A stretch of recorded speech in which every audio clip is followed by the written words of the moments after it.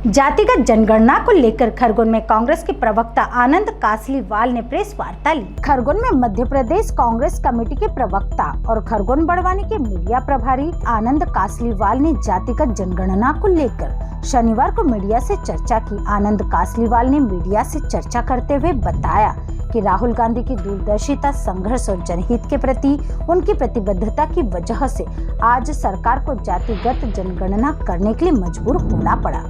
उन्होंने कहा कि राहुल गांधी ओबीसी, दलित और आदिवासियों के लिए एक उम्मीद की किरण है, जो दशकों से अपने हक से वंचित रहे।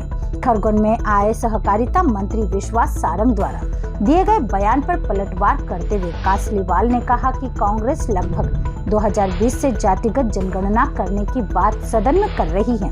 सदन की बात तो पटल पर झूठी नहीं हो सकती, उसके वीडियो भी उपलब्ध है। सवाल यह है कि भारतीय जनता पार्टी के पास अब कोई विकल्प बचा नहीं है, क्योंकि उनको यह मानना पड़ेगा कि देश का सर्वांगीण विकास जातिगत जनगणना के आधार पर होगा। तो उन्होंने राहुल गांधी की बात को स्वीकार करके जातिगत जनगणना करने की बात की। इस दौरान जिला कांग्रेस अध्यक्ष रवि नाइक, जिला प्रवक्ता राजेश मंडलोई, कादर बेग, राजेश पवार सहित अन्य पदाधिकारी उपस्थित थे। संसद में विगत लगभग 2020 से इस जातिगत जनगणना कराने की बात सदन में कर रही है, तो सदन के पटल की बात तो झूठी नहीं हो सकती। उसके वीडियो भी आप लोगों के पास उपलब्ध है।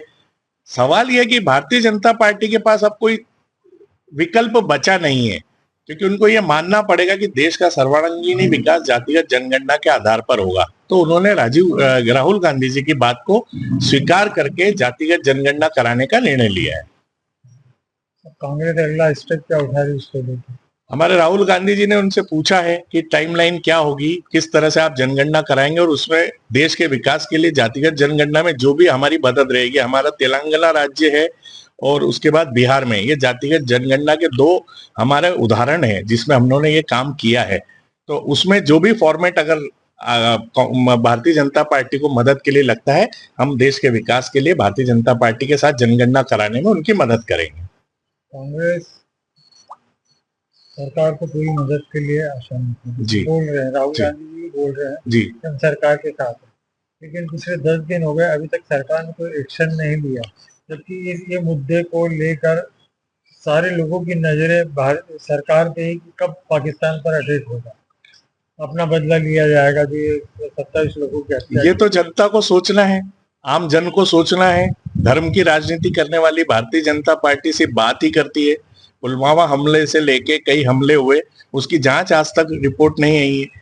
तो हम तो एक विपक्ष होने के नाते हम तो ये चाहेंगे कि इस देश में आतंकवादी जो भी हैं, जिस तरह से ओसामा बिन लादेन को अमेरिका में जाके मारा था, तो मोदी जी को आतंकवादियों को उनके घर में घुस के मारना चाहिए। ये कांग्रेस पार्टी की मांग है। पर मुझे नहीं लगता कि जो व्यक्ति 10 दिन में न पहलगांव गए, न सर्वदलीय बैठक में गए, न लोगों से बात की, न पत्रकारों से चर्चा की, तो वो शायद कुछ कर पाए। पर हमारी कांग्रेस पार्टी की ये लाइन है कि अगर वो कोई भी कार्रवाई करते हैं तो देश में हम उनके साथ खड़े हैं। Bureau report, Khargone.